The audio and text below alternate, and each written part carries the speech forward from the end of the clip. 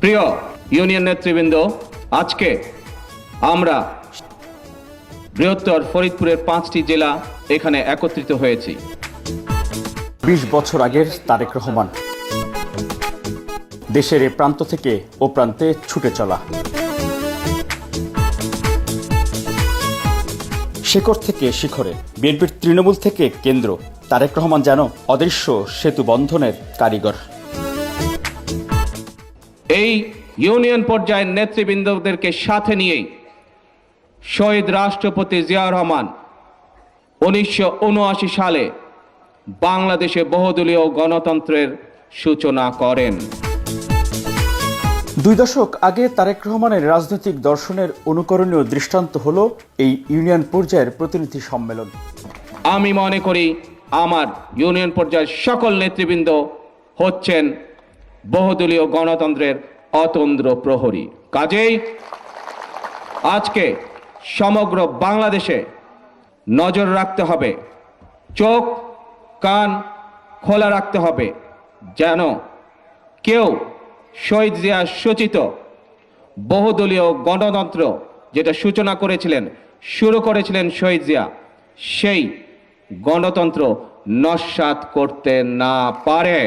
দলকে আরো শক্তিশালী ও ঐক্যবদ্ধ রাখতে সারা দেশে ছুটে বেরিয়েছেন তারুণ্যের প্রতীক্ষিত তারেক রহমান, যেন জিয়াউর রহমানের প্রতিচ্ছবি।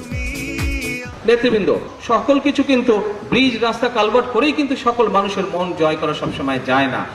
সাথে রাজনৈতিক আদর্শ থাকতে হবে, আপনাকে মানুষের মন জয় করতে হবে। তারেক রহমানের সেই উদ্যোগের সফলতায় বিএনপি যে দেশের সবচেয়ে ঐক্যবদ্ধ ও শক্তিশালী একটি পরিবার, তা দলের চেয়ারপারসন বেগম খালেদা জিয়াও বারবার মনে করিয়ে দিয়েছেন দলের তৃণমূলকে। তারেক রহমানের সবসময় ছিল, দেখেছেন তৃণমূল থেকে সে কাজ করেছে, সবাই চেনে।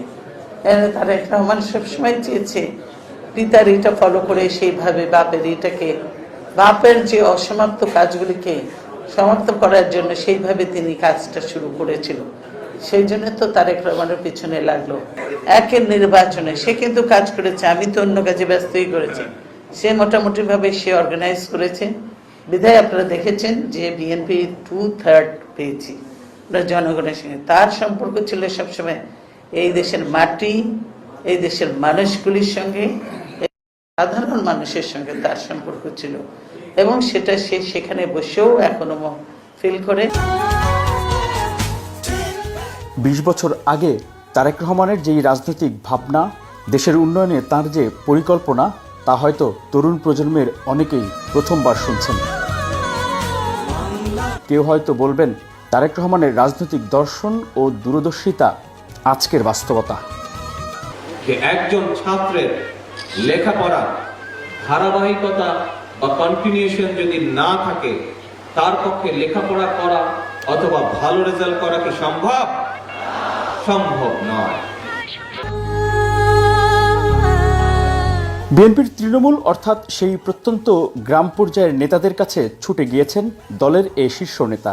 মাঠ পর্যায়ে কেমন চলছে বিএনপি তা বুঝতে, তৃণমূলের মতামত শুনতে, অভিযোগ জানতে, একই সাথে দিয়েছেন দিক নির্দেশনার বার্তা, ছড়িয়েছেন দলের প্রতিটি নেতাকর্মীর কাছে। এখন নেতৃবৃন্দ, আসুন বক্তৃতা, বিবৃতি, মিটিং, মিছিল এর পাশাপাশি আমরা রাজনীতিতে এমন একটি কিছু নিয়ে আসি, সকলের চেষ্টায় এটা আনা সম্ভব। আপনাদের ঐকান্তিক চেষ্টায়, আপনাদের একটুখানি উদ্যোগের মাধ্যমে কিন্তু নেতৃবৃন্দ সম্ভব অনেক কিছু বদলে দেওয়া। রাজনৈতিক বিশ্লেষকদের অনেকেই বিভিন্ন সময়ে বলেছেন তারেক রহমানের এই বিচক্ষণ রাজনৈতিক দৃষ্টিভঙ্গি যোগ্য সংগঠক হিসেবে প্রতিষ্ঠা দিয়েছে। আমরা মানুষকে আমাদের আদর্শ দিয়ে উদ্বুদ্ধ করতে চাই, পাশাপাশি উন্নয়ন এবং উৎপাদনের রাজনীতিকে এগিয়ে নিতে চাই। ইউনিয়ন পর্যায়ে আমার যে সকল যত সংখ্যক নেতা আছে, যত সংখ্যক কর্মী আছে, এদের থেকে বড় আর কোনো মিডিয়া হতে পারে না। এবং সাধারণ মানুষ যদি না জানে, আমাদের সকল কাজ করা সফল হবে না, সার্থকতা আসবে না। রাজনৈতিক বিশ্লেষকদের অনেকেই বিভিন্ন সময়ে বলেছেন তারেক রহমানের এই বিচক্ষণ রাজনৈতিক দৃষ্টিভঙ্গি অনেকেই মেনে নিতে পারেনি। নিজ দল বা দলের বাইরে অথবা দেশি বিদেশি নানা মহলের প্রতিহিংসার শিকার হন তারেক রহমান। সেই ধারা এখনো চলছে, আজও অপপ্রচারের শিকার তারেক রহমান। এখন তো আবার অদৃশ্য শত্রু মোকাবিলা করতে হচ্ছে পুরো দলকে। Miraj Hossain Gazi, political desk, Dhaka.